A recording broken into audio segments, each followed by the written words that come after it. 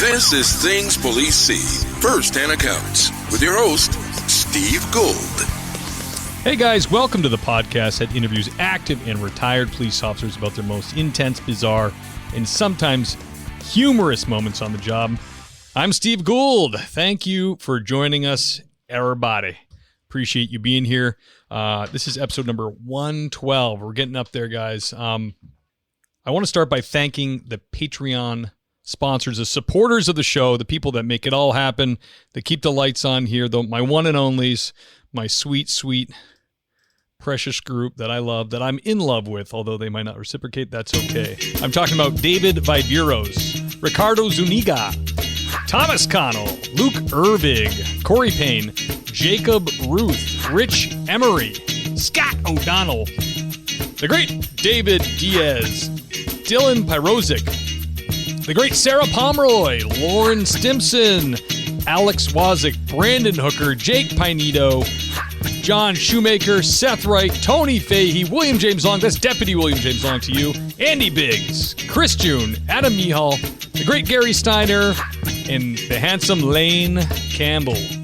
Ladies and gentlemen, thank you from the bottom of my heart. You guys support the show, you pay the bills, you keep it running, and it's motivating to me. So thank you. If you didn't know, you can join the Patreon community at thingspolicec.com. Scroll down to become a patron, or you can just go right to it through the link in the show notes. You get extras there for joining the community. You have a couple different tiers you can choose from to donate, and you get, like today I released a video interview a day early, so they'll get that early. They get all the video interviews. A vinyl sticker I mailed to you. We can communicate back and forth, any live events that I have, stuff like that. So it's cool. It's a great little community, and I encourage you to join it if you really love the show and want to support it. If you can't and you can't afford to, not a big deal. The show's gonna remain free. Keep enjoying it. All I ask is that you give it a 5-star review on Apple Podcasts, because that does help get eyes on the show. So without further ado, guys, let's get down to brass tacks here. Let's get down to our guest, because I'm excited to have a Texan on the show. It's been quite a while since I've had a Texan. This guy is from Southeast Texas. He's a deputy sheriff, been on the job 8 years. He's in patrol. He's an FTO, and recently promoted to corporal. So congratulations, Kyle, on that one. Welcome to the show, Kyle. Thank you. All right, brother. Hey, Steve. How are you? I am great. I have to tell you, we were chatting before the show, and I was super pumped to hear that you subject, on quiet nights, rookies to the show, which I think is a perfect training tool everybody should pick up on. Oh, I do. I think it's great for them to hear some stories from around the town or so. I personally, I enjoy listening to the ones that are out of the country. I love that. The guy you had on from Scotland was awesome. I thought that was really neat. Yeah, those are fun. Yeah, I like to let them hear just different stories, and we'll kind of talk about some of it. I sometimes even scenarios out of that. How would you do with that? Right. Yeah, that's a big part of being a cop, is like when it's quiet. Like I work in a regional board, so I'll hear other communities going to calls, and you'll kind of walk yourself through. What would my steps be? What would I do when I show up? Just kind of keep yourself sharp, right? Yeah, exactly. So 8 years on the job. Have you been in Southeast Texas the whole time, that area? So I've been in 3 different agencies. My first year, I was with an agency a little bit north of where I was. And then my middle agency was actually up in the DFW area. And I came back down here to be closer to family. Yeah, kind of. You have family, like kids now yourself? Yeah, I got kids. I got 3 now. We just had one back in April. Nice. So I'm done. I'm so done. I'm done. I got to go schedule something with the VA to make it where I don't got to worry about kids no more. Will they do that for you at the VA? They'll do a vasectomy? Yeah, they will. Really? Wow. Yeah. Interesting. Mm-hmm. Dang, they do everything, man. But, yeah, sometimes they like you. I figured they want more soldiers. They'd probably refuse to do it. So let's get down to brass tacks here. Let's get down to the first question. Can you tell us about the first hot call you responded to, the first time your heart got beaten? First hot call. Yeah. First hot call was probably my first. It was within the first 3 days. And a little backstory to this. So when I was in the military, I was actually a corpsman. So a corpsman is, I hate saying it like this, but most civilian will understand, I was a combat medic for the Marine Corps. I was in the Navy, but since the Navy is since Marine Corps is a part of the Navy, they don't like to admit it, but they are. Right. They use naval medicine. So I had training and trauma and everything like that. I went to Afghanistan in 2011. Had all the fun over in the sandbox and everything.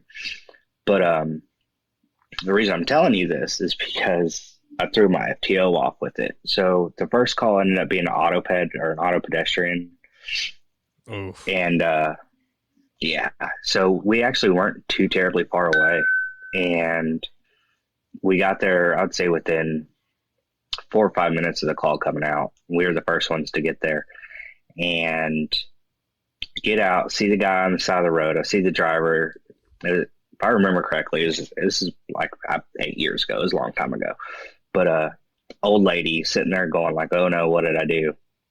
So I go over and check on the guy. And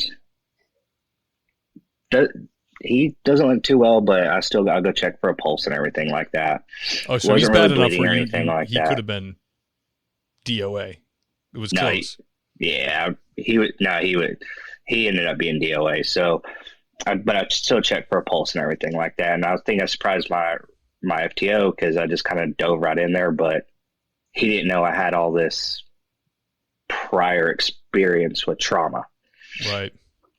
So go in there, try to feel a pulse and everything like that. I come back, my fingers are all wet. I'm like, what the hell? I was like, he's not bleeding. And so I'm like looking at it and I realize what it is. My FTO goes, what's on your hand? And I was like, pretty sure this is CSF. He goes, what is CSF? That would be cerebral spinal fluid. He's not doing too good. Yeah. It comes out of the ears. It comes out of the ears with the major spinal head trauma, stuff like that. And whenever I saw that, he kind of just made a couple jerks and everything like that. He was gone, but we sat there and I did my best to try and help him out. And like I said, that was my first day or two or three. And that was the first hot call we went on. And I was sitting there trying to help EMS. EMS was really impressed with, they were like, who are you? And I was like, right. I'm a deputy. Yeah, most cops are like, ABCs of policing, ambulance before cruiser. Yeah. So, but that was my first hot one. And I just remember thinking like, holy crap, is this going to be like this? Like every day? Yeah. I didn't know that that'd be kind of like a once every while kind of thing. And, going through the academy here, this is going to happen. This is going to happen. And I was like, holy crap, they're right. Yeah, day one, it's happening. So, do you find that you've experienced different kinds of trauma now? Like not just trauma to a person, but trauma to yourself. You're going there and you're being involved in it.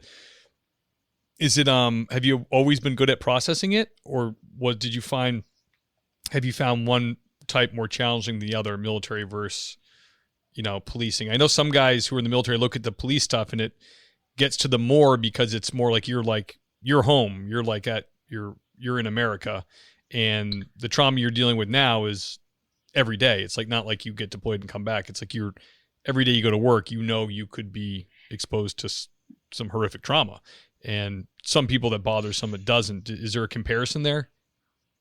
I would say the big differences between the military is, whenever I was having to work traumas, obviously overseas and stuff like that, a lot of times you're doing these on your best friends, your brothers, people you see every day, you live with every day, you eat, right, sleep, everything with. Now there were times, when you'd work on the Afghans or other civilians, stuff like that, but I had more of an issue with my brothers, than I do. I mean, I'd say the biggest issue and I think this is with any cop is, with kids. No one wants to work on a kid. Yeah. That's never fun. But I brought a lot with me of my military service, how to cope, how to deal with. I'm doing better than some of the guys I deployed with. Some are doing better than me. And and some of it is even caught up with me. I'm sure later on in life it'll catch up at some point, but right now I do my best to just keep my head in the game and focus on what I need to focus on. One thing my military service taught me is that some things you just can't fix. Right. Yeah.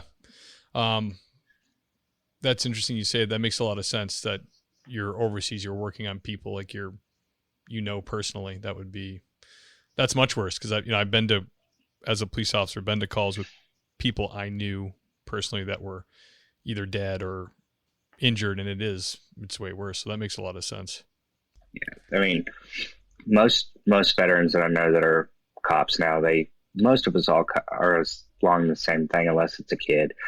A couple months ago, well, I think it was right at the beginning of the year, maybe last winter, we had a baby who had died, and there wasn't much I could do, but mom woke up, the baby wasn't alive. EMS got out there first. I got out there and doing everything we could. I hopped in the back, and there's not many times I'll go hop in the back and try and help. I mean, in all reality, I haven't practiced medicine since I got out of the military in 2013, but I still have some skills that are viable. Sure. And hop back there doing my best to try and help the paramedics with just trying to save the kid. And I ended up saying, like, look, we could stay and play, or we could try and get her to the hospital. I was like, I'll leave my cruiser here and I'll drive the ambulance to the hospital. Y'all work on her. Yeah. And that's what I did. Oh, good call. That's great that you had the freedom to do that too. Well, I mean, it's one of those, I really didn't ask for permission. I just did it. Right. As a kid, but luckily it worked out for me. No one got in trouble and everything like that. So that was the best thing I could do. The kid didn't make it though. Unfortunately, no. She passed. Oh, geez, I'm sorry to hear that. Yeah, some of the saddest calls, obviously, that I've had on the show have to do with kids and kids dying. It's just really, really brutal. And I've been on the periphery of some of that. I've never actually been involved. Now, of course, I'm screwing myself by even breathing these words into the air. Yeah, sitting there talking about it. But it's like that's a big, there's not really many things left on the job I'm like really afraid to do. I've been doing it for enough years now, but that is one that really, really, because I have 3 kids now myself. It's almost better if it happens to you in your 20s or something when you're kind of like, clueless. Younger. But I was a natural resource officer in the Cape. I think I've said this before in the podcast, but one of the senior guys right before I got hired in the agency, they had a drowning, and it was like a 7-year-old. He was there when they pulled the body, but he had a 7-year-old that looked exactly like the kid, dark brown hair, the whole deal. Mm-hmm. And a couple of weeks later, he told the director, he was like, I got a problem. Like I can't stop sitting on the end of my son's bed at night watching him sleep. He was like driving him crazy. So I heard that and was like, ooh, that's some tough trauma. Things like that, you definitely have to try to get some help or talk to somebody. That's heavy duty.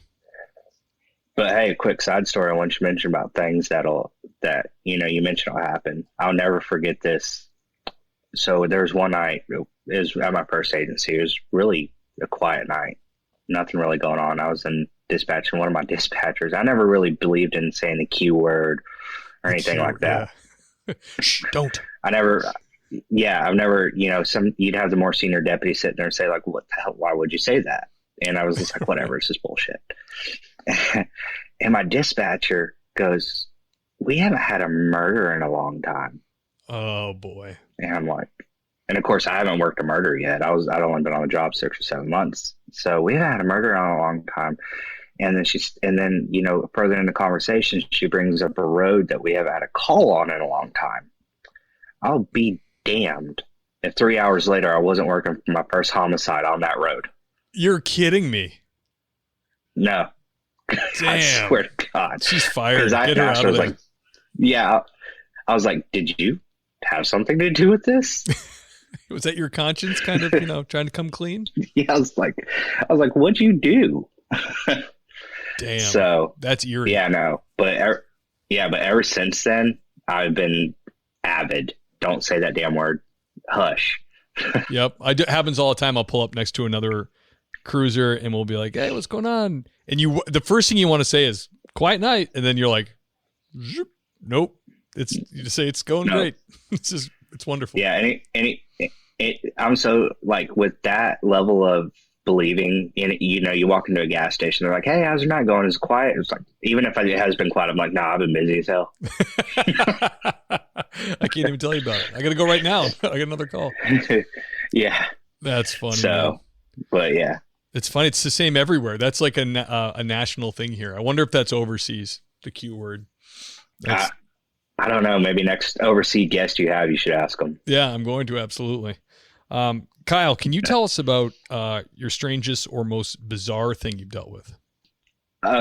Okay, so I got two with that one. They're both, one's a short one, one's a little bit medium. Let it rip, baby. The first one, both of these happened when I was up in my agency in DFW.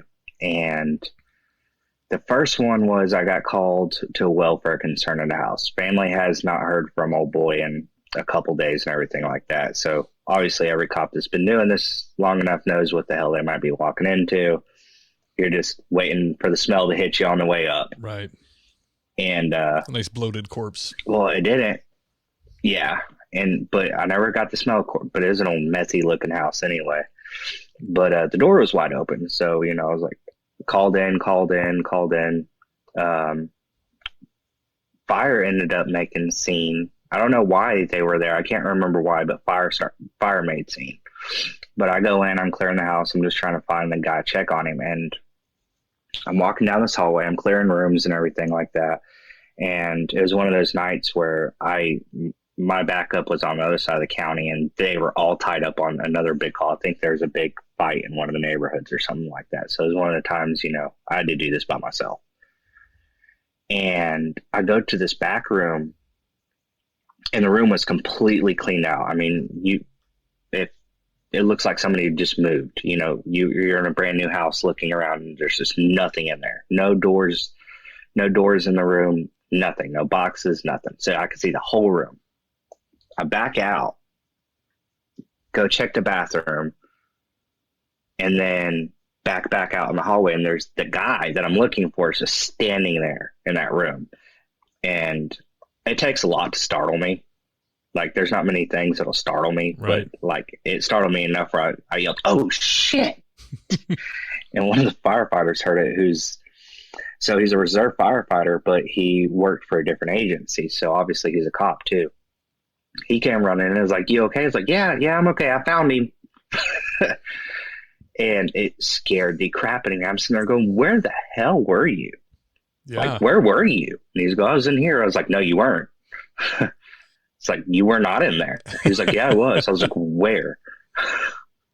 And he goes, "I was in there the whole time." And I'm sitting there. I go back. So I leave. He ends up actually getting transported by EMS because he's having some medical issues. But I'm sitting there asking him the whole time where the hell he was in there. Because at this point, I'm sitting there questioning myself. I'm going, right, am I losing my mind? Did I not clear that room properly? Yeah. And like, did I not clear that room properly? Or like, did I miss something? I could have been shot, sitting there going back, replaying in my mind, trying to figure out what I did wrong so I could not do it again in the future. And I asked him like 30 times, "Where were you in that room?" And he just would not tell me. I went back and watched my body cam because it bothered me. I've never just sneak up on me like that. Yeah. And I went back and watched my body cam. And on my body cam, you could see me clearing the whole room and there's no one in there. And all of a sudden you hear him popping out and me going, "Oh shit." That's really odd. To this day, I have no clue where the hell I have no clue where the hell he was. I never got my answer for that. Do you think he could have been in the ceiling or something? Like, was it a drop ceiling or anything? I thought about that, and obviously whenever I went back and watched the body cam, I didn't see one. But there was a space that was right over me that the body cam didn't pick up. Imagine there's like a shelf there that he was like crouched up on, like a gargoyle. No, there was nothing in there. It was a blank room with no doors. That's weird, Kyle. Nothing in there. That is freaking weird. I still to this day, like the hair on the back of my neck, because we're already talking about a meth monkey that is apparently a ghost too. Right. So, but my second one, kind of bizarre, and this one's more like a what the hell moment, because it was another time I questioned myself. One of the cities that was in Mall County ended up having a fatality accident. 18-wheeler ran into the back of a van that ran into the back of another 18-wheeler. Well, there's 3 people in the 18-wheeler, or 3 people in the van, and all of them were killed, and the van caught on fire. They were all, as I like to call them, crispy critters. Mm. So I get out there. I'm helping the city with traffic control, just trying to help them with whatever I can. And I kept on smelling hamburgers, and I'm going, why am I smelling hamburgers? Like anyone who's been to a crash scene where the car's caught on fire, even if there's nobody in there, has all those smells of burnt rubber, burnt gasoline, burnt metal. Yeah, and then in this case also burnt flesh. So I'm going, why am I smelling hamburgers, like strong hamburger? Well, there's I think it was Applebee's. There's an Applebee's right behind me. And I actually looked, and I could see the smoke coming out of their like little grill area, but the wind was blowing it in the complete opposite direction of where we were. So I start walking around. I asked, like, when we're alone, I asked some of the other cops, I was like, do you smell hamburgers? He's like, dude, there's no way you're associating these dead bodies with hamburgers. I was like, I must have issues. I don't know. And I'm sitting there looking, trying to figure out if I'm having a stroke or something, or what the hell's wrong with me while I'm sitting here just smelling this overpowering hamburgers. Well, the 18-wheeler that slammed into the van initially was hauling hamburger meat. So all the hamburger meat was cooking from the fire. Thank goodness, Kyle. You were about to ruin hamburgers for me. I love hamburgers, you bastard. Yeah. I love them too, and it was really freaking me out because I hadn't had lunch that day. It was making me hungry, and I'm sitting there thinking, like, okay, why would these dead people smell like hamburgers to me? Why is it making me hungry? What the hell's going on with me? Do I need to go? Human flesh smells good. Yeah, like that. And then finally I figured out, I was like, look at all that hamburger meat. And then I was like, okay, I'm not quite as bad off as I thought. I haven't been doing this too long then. Yeah, that's awesome. Kyle, can you tell us about your most intense or terrifying call you went on? Probably another one when I was still up in DFW. It seemed like most of my best stories happen outside of DFW. There's just crazy things that go on there. Dallas Fort Worth. We had a call that there's yeah. And we had a call that there was a guy who was kind of going mental. So we kind of use a 10 code, 1096 or something like that. It's just one of the 10 codes we use. Mm-hmm. And I'd been over to this guy. The guy was an avid hunter and had a gun collection that would make freaking Bass Pro Shops jealous. But he's going mental. His family was in there. So all the deputies that were available to responded. But this guy has a driveway. His house sits kind of up on a hill, and he has a driveway that goes all the way down the road. And the times that I'd sit there and talk to this dude, he would sit there and brag how far away he was making shots on all these animals and stuff like that, hunting and stuff like that. So when I'm sitting here hearing that he's having this mental breakdown, and we have this driveway that's at least a mile long. You're like, wonderful. But a clear view all the way to the house. And I'm just going, we're never going to get up there. There's just no way we're ever going to get up there. And so we kind of formulated a plan to try and give everyone the best cover that we could. And we start working our way up there. It was me and 2 other deputies. And we start working our way up there, and we hear a big boom. And I was like, oh no, here it comes. He just missed with that shot. And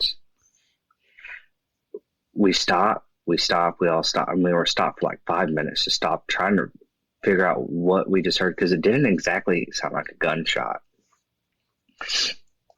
Unrelated to what we were doing, there are some neighbors that just blew up some Tannerite.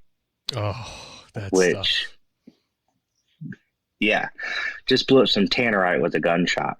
So we all were Kyle, you got to take a second and explain to the listener what Tannerite is. Okay, so Tannerite is a target explosive that you can buy at Academy, sporting in and outdoors. It's basically just make the target a little bit funner to shoot. So if you shoot it, it goes boom and everyone goes ooh, ah. But and it's like also very loud, just like anything. Somehow it's like not illegal because the projectile has to be going over like 2,000 feet per second or something for it to work. So you like shoot it with like a rifle, right? Because I've seen guys at the range like you have to shoot it. Yeah, like a high speed projectile. We got a little bit lag going on, but I've seen guys like fill up like dryers with it, shoot it, and it's like, dude, you might be able to legally do that, but you're definitely going to get kicked out of the range if they come here. If a range officer catches you doing that. Well, a side story on that is we actually had a not actually far from where this incident happened. We had a whole bunch of people put a whole bunch of Tannerite in a refrigerator. Killer. Filled the whole refrigerator up, shot it, and it sent shrapnel all over the place. And it actually started a fire. It hit people's cars with shrapnel from the refrigerator. Like the door landed on a brand new car, on one of the neighbors' cars. That person actually got charges filed on them. Yeah. So that's crazy. I'm sorry to put you on a tangent, brother. I just wanted to extrapolate. No, you're fine. Yeah, no, I mean, hell, this is Texas. We're going to find something to blow up, right? Right. But anyways, we get up there, and that had to have been the longest mile I've ever walked because I'm just waiting for it. There's nothing really we could do, and I'm just waiting to be shot. And the other deputies, all three of us knew this guy. All three of us were just waiting to be picked off.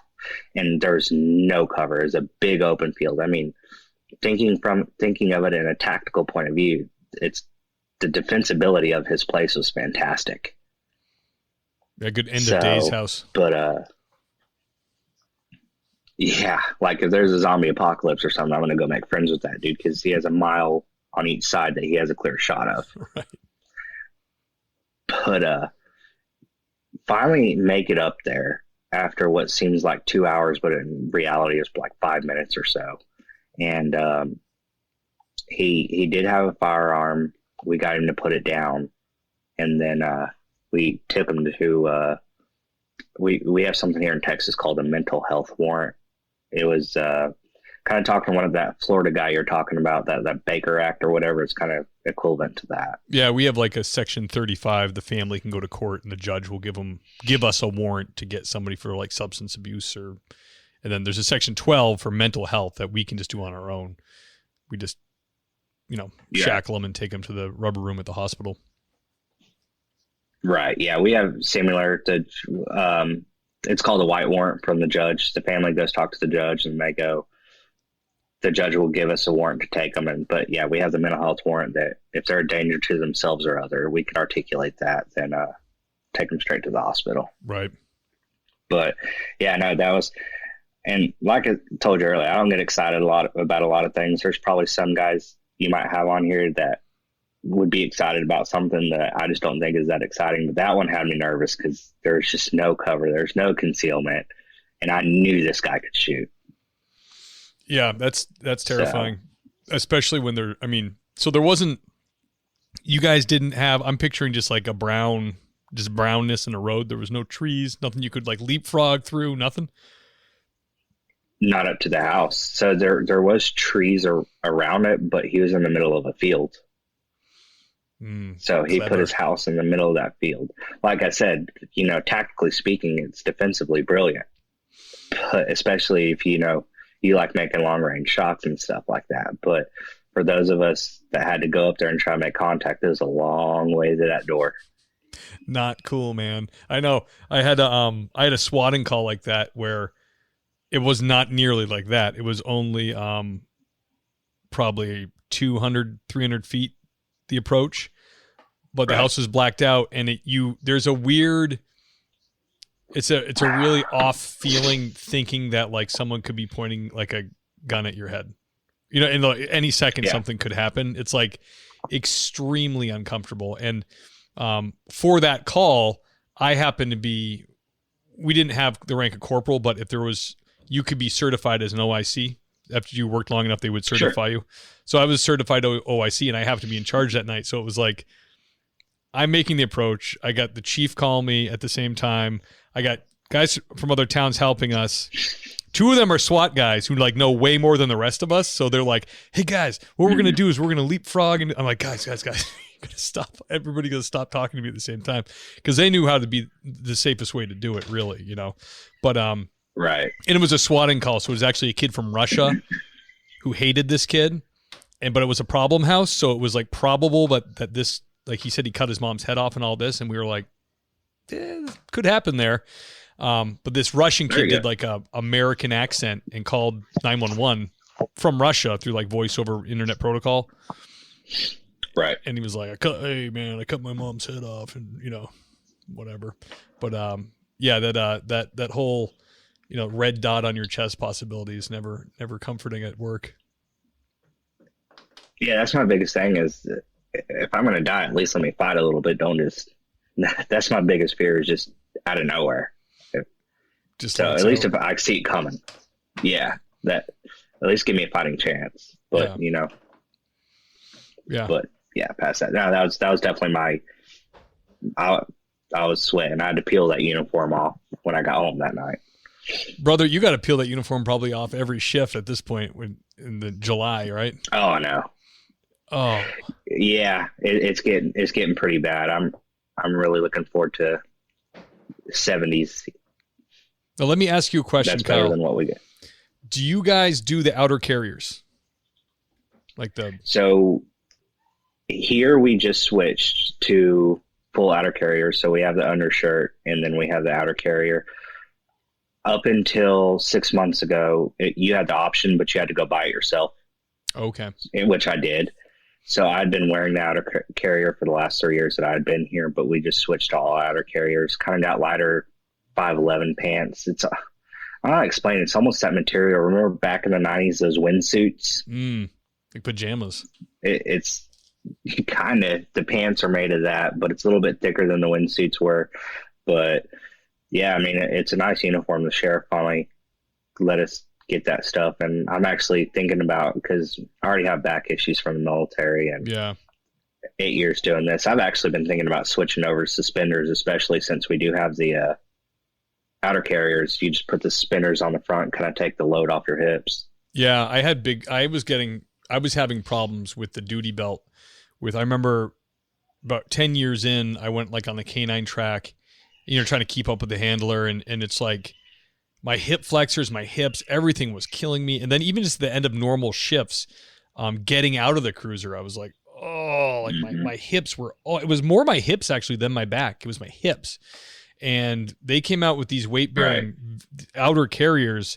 And I know, like, it's a hard sell sometimes to the public, and listeners will know, like, you'll know what I'm talking about because all this stuff's loaded. It's like, it's where it would be on the duty belt, but up on our stomach, attached to the vest. But let me tell you, since I started using that, I've not had one day when I've had sore hips or I don't creak and ache when I get out of the cruiser.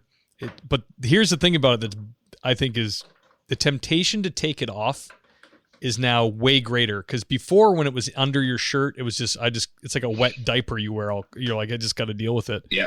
And you don't want to take that off because then you got to put it back on and it's cold and wet. Yeah. So, but now if I go get a big like dinner, eat it back at the station, I'll take that baby off, eat like a pig, and then I got to face putting it on. And it's like, can I just ride? Maybe I could just ride with it next to me in the seat because it's like so frigging uncomfortable when you stuff your face. Oh, I've thought about it. Now, there's times I've done exactly what you're talking about. I'd go pick my food up or whatever, go back to the office, eat it, take off my vest. A lot of times, especially during the summer, I'll take off my vest if I'm working on reports and stuff like that. it's definitely a lot nicer because I could have the vest on within a couple seconds, so it's not a big deal. Yeah, But, I do the same. yeah, It's no, like a little the reward. outer- If you got to write a report, you can take your vest off. It's nice. Yeah, except for, whenever you get 4 or 5 sweaty deputies that have all been working all day, and then we all go in the patrol room to work on our reports, we all take off our vest, and then somebody else walks in there and goes, "Oh God, what's that smell?" Feels like a hockey room. Yeah, there's Yeah, exactly. guys. Women know this about men. We have we're very creative when it comes to not having to wash something. So I know guys that will, you can use all kinds of sprays on those other carriers and make them look fresh and new, but the inside is still rotten. The outside, the nylon looks fine, but because they are a nightmare to clean. Taking all those moldy carriers off and washing it, and it's like, barring summer, I think you can go a couple months at a time. Yeah. Spot No, cleanup. I mean, especially during the winter, even down here, if you're not getting into anything like that, there's no reason to wash it every night. I mean, you're sitting there talking about it. I literally got finished putting mine back together about 2 hours ago because I had to wash mine. Yeah, such a pain in the ass. Kyle, Oh, it sucks.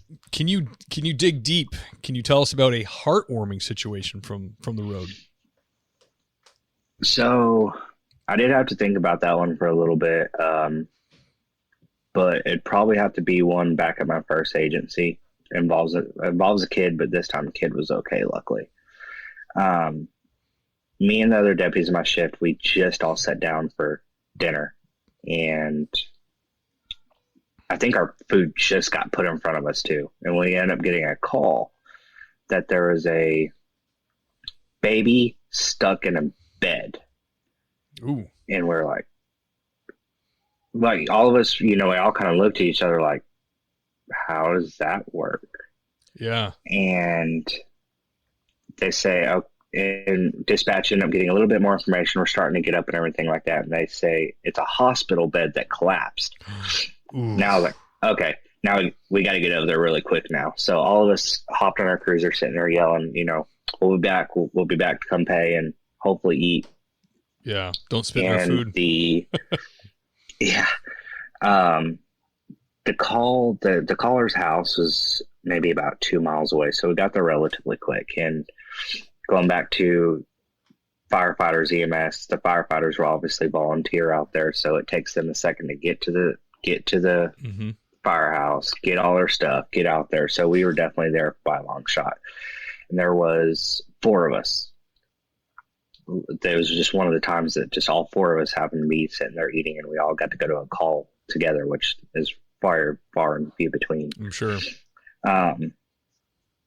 So we get there and we just hear this little girl, two, maybe 3, just screaming her head off. Oh.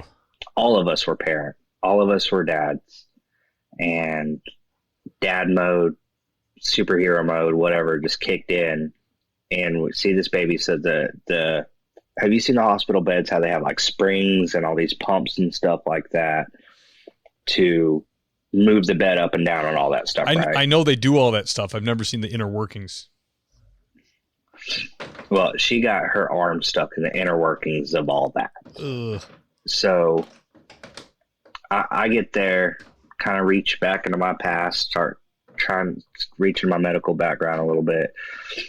I check the perfusion in her fingers, which perfusion is basically the capillary refill, or the time it takes up. If you squeeze your finger, then your finger, it'll turn white, and then the time that it takes for the blood basically to come back in your finger. Okay, I've seen the It vet do says that how to my well your heart's to my pumping. dog's gums.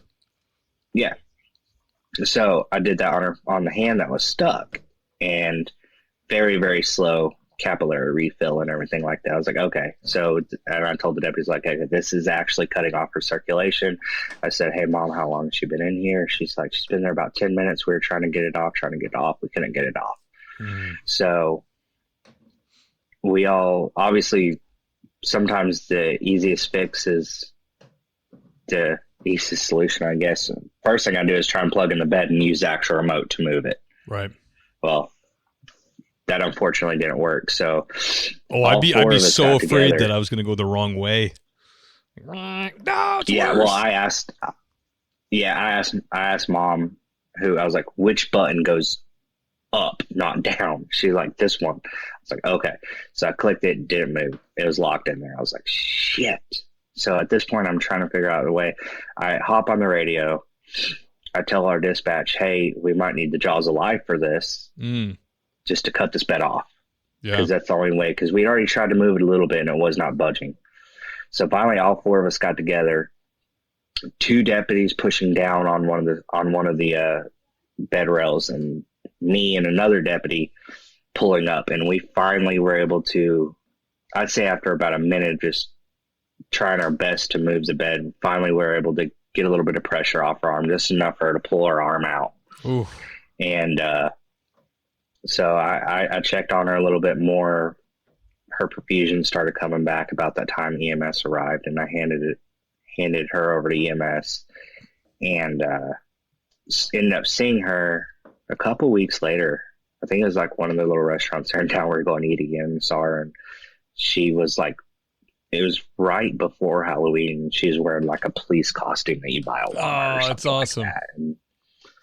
And the mom, who had been avid anti-police before this interaction, was a big Back the Blue supporter that now, at least I hope she still is, but who knows. Dude, that's great. That's a win on so many levels. Yeah. No, I mean, it was cool. It was cool getting to see that. It was cool, getting to change someone's mind on us a little bit. And most of all, that little girl kept her arm, and we didn't hurt her too much trying to get everything out. So that was a big win for all of us. We all kind of walked away from an adrenaline rush. I don't have many things that give me adrenaline rushes, but that actually even gave me a little bit of adrenaline rush. I just wanted to get, that kid was sitting there screaming, and I was just like, God damn, what I need to do to help this kid. Oh man, that's awesome. Yeah. I imagine after going to Afghanistan, you're probably pretty much dead on the inside. Yeah. There's not many things that get me excited, unfortunately. Yeah. Kyle, popular question, final question. I'll let you go after this. All right. Advice for the new candidates, people in backgrounds, people want to be cops. I get emails quite a lot. Got one yesterday about people who listen to you guys talk about police work, talk about your stories, and if they were on the fence, they end up doing it because of listening to the men and women that come on the show. So this is a popular question. What would your sage advice be to these young men and women? Before we get started on that, I got to tell you about one of the alligator calls. Yeah, hell yeah. So, obviously where we're at, we have a lot of alligators. We deal with them. I see alligators daily. All right, so I'll stop you right there. I didn't even know there was alligators in Texas. I guess I'm naive, but... No, yeah, we on the east side, on the Gulf, the whole Gulf of Mexico, I'd say 100 miles inland, we have bunches of alligators. We have... Makes sense. Just like Florida, Alabama, Mississippi, Louisiana, we all have very healthy alligator populations. And a couple weeks ago, we had a big crash happen. And the major interstate was shut down. Our interstate was shut down. An 18-wheeler was on the side. And we get a call from EMS that an alligator just walked into the middle of the crash.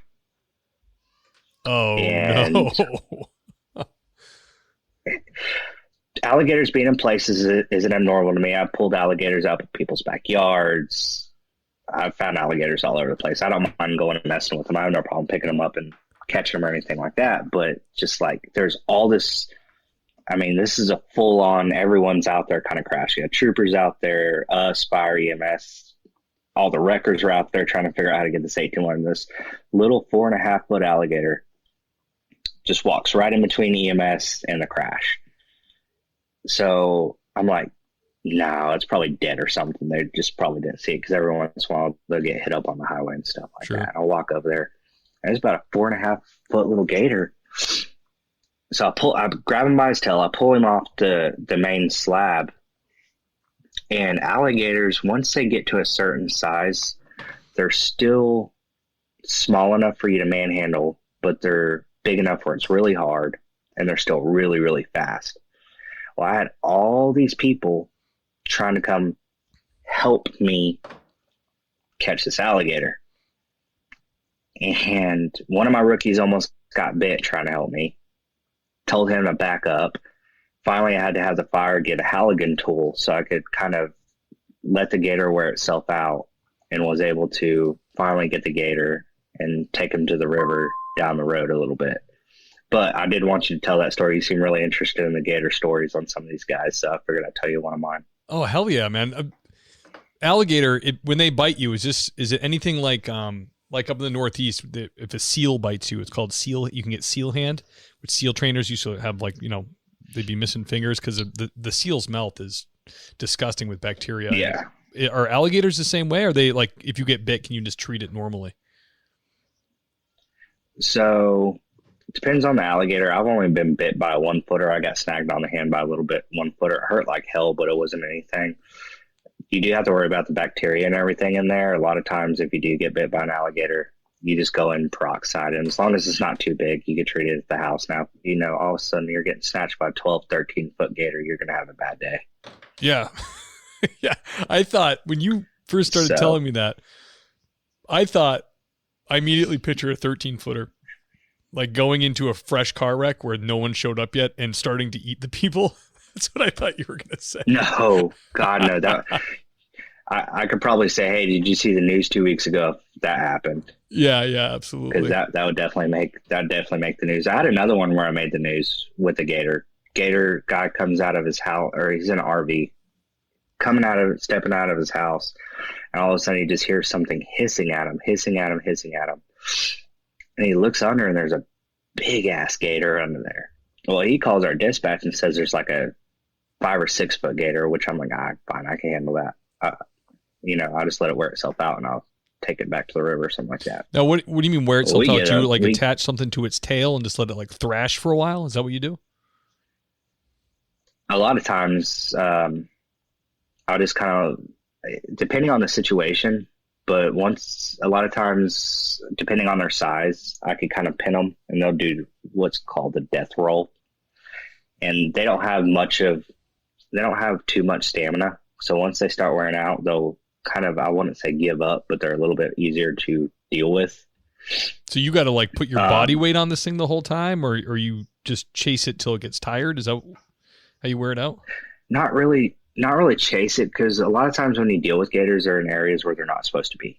So they don't even have anywhere to go. Obviously, if they're somewhere where they're supposed to be, like, I don't know how many times I went and shoot a gator off the road and put the bayou or the canal was right there, so they just ran in the canal and it wasn't a big issue. But most of the time, whenever we have our interactions with them, is whenever they're somewhere where they weren't supposed to be, in someone's backyard or something like that. So can you shoot them? I'll kind of. We do have an alligator hunting season in Texas. But like, can you shoot them as a cop, as like a nuisance animal? Just. I can, if it's endangering life, limb, or property. Most of the time, though, if it's a gator that has to be put down, we'll call the game wardens, and they'll come out and deal with it. Or we have some gator catchers and stuff in the area. But I love alligators. I try really hard not to shoot them. I'll eat them too. I think they're delicious. But what do you love about alligators? How they taste, or you just like them? They think they're cool animals. I just think they're cool animals, dude. My hero growing up was Steve Irwin. Yeah, his show was pretty awesome, I have to admit. So, but I grew up with them. I mean, I don't know how many times I was skiing up on a lake that's near here, and there'd be a gator in the water, and I'd do my best to either jump over it or do my best to dodge it. I just grew up around them. I think they're really cool animals. I mean, frick, they're dinosaurs. I just think they're cool. They are crazy. So, but we can get back to your original question now. I just figured you might like to hear that one. No, I appreciate it, man. That's awesome. I'm glad you interjected. I totally forgot that we even. I think your original email, you mentioned Gator Stories too. I thought that sounded fun. Yeah. It's not an animal I grew up around. I think I've seen them in like a zoo. So it's fascinating to me dealing with them like on duty. Like put it this way, like a lot of animals like that for me. I grew up on Cape Cod, which is a peninsula in the ocean off Massachusetts, and there's just wildlife is naturally restricted there. There's no bear. There's hardly any. There's no mountain lions. There's coyotes and like foxes and stuff like that. But they didn't even have rabies for the last 200 years. I recently had an outbreak when I was working there as a natural resource officer, but just kind of like there's no poisonous snakes. There's like one poisonous spider, like a brown recluse. That's about it. You never see them. We moved to Western Mass, which is, a little bit more mountainous in the wilderness. And there's bears and moose and bald eagle. And it's like, dude, the first time I saw a bear was on duty. Like it was slamming on the side of somebody's house because he tied his bird feeder to it. And he was trying to get the seed out. Right. And I was like, I called somebody on the way there and I go, do I just like hit the horn? And they're like, yeah, just do the air horn or the siren. You'll scare the crap out of them. Sure enough, I hit it and he ran halfway up the hill and looked back at me, but, yeah, that's what we do as wild pigs. Oh, really? You guys have like boars and stuff? Yeah. We have wild pigs, and every once in a while cows will get out. But yeah, no, we'll do that with those. Freaking pigs down here are an issue too. Is there bears in Texas? We do have a small bear population a little bit north of my area. If you go up kind of closer to where Louisiana, Arkansas, and Texas meet, kind of that Texarkana area, we do have some black bears there. And then over in West Texas in the Big Bend region, we have black bears there. Okay, yeah. It seems like the brown bear is pretty much gone. It's like in Alaska and I don't know, do we even have brown bears left? Maybe Montana or something? Yeah, so we do have a grizzly population around the Yellowstone area. As a matter of fact, when I was a kid, we were camping in Yellowstone and we had a grizzly outside our tent. I remember shoving my brother towards the grizzly and me taking off. Nice guy. Those things are like tractors with fur, man. Forget about it. Those things are huge. I'm sorry I'm turning this podcast into like a wildlife questioning, but oh no, it's good. I can see you have a lot of knowledge from all the Steve Irwin episodes, so I figured I'd shoot some questions at you. Oh, everything you mentioned, spiders, deadly snakes, we have all that around here. Matter of fact, I got a water moccasin out of someone's house the other day. So. Oh hell no, no thanks, man. Ugh. I hate snakes. Hate them. All right, Kyle. I'll get back on track here. Advice for the young police candidate or somebody interested in the job. Probably pay attention to how things are going right now in education. Educate yourself. Pay attention to the older guys and do a ride along. Anytime you go to a new agency or you're going to look at an agency, go do a ride along.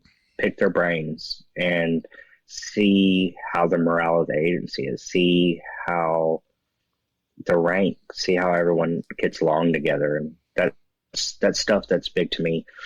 And like I said, my biggest thing though is education and understanding the job. Our job is so dynamic and it changes so much.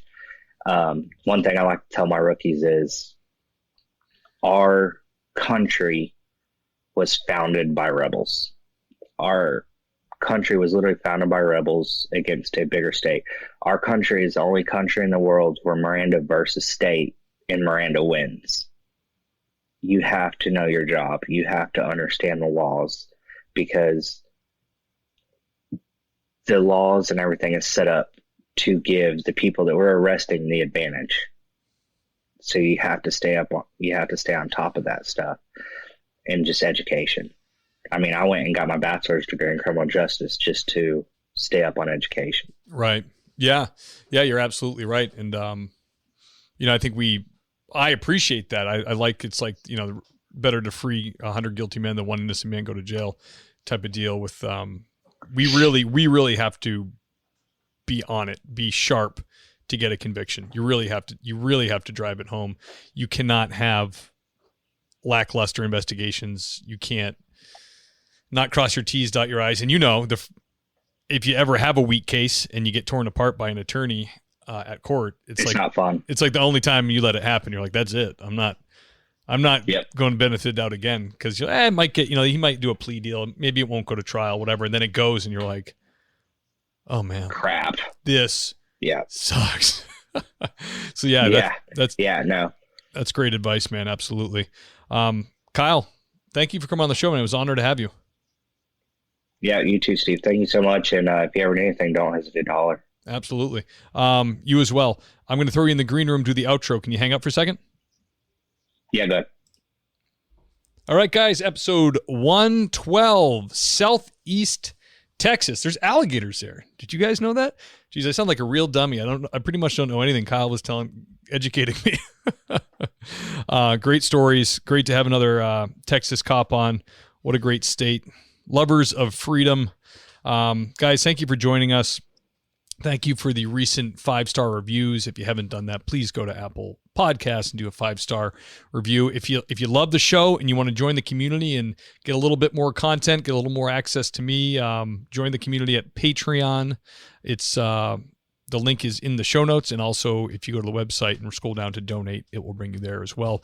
If you want to be a guest on the show, thingspleasesee.com, go there, scroll down to be a guest, shoot me a quick note, and we'll get you on. So thanks for joining us, guys, and we'll catch you next time.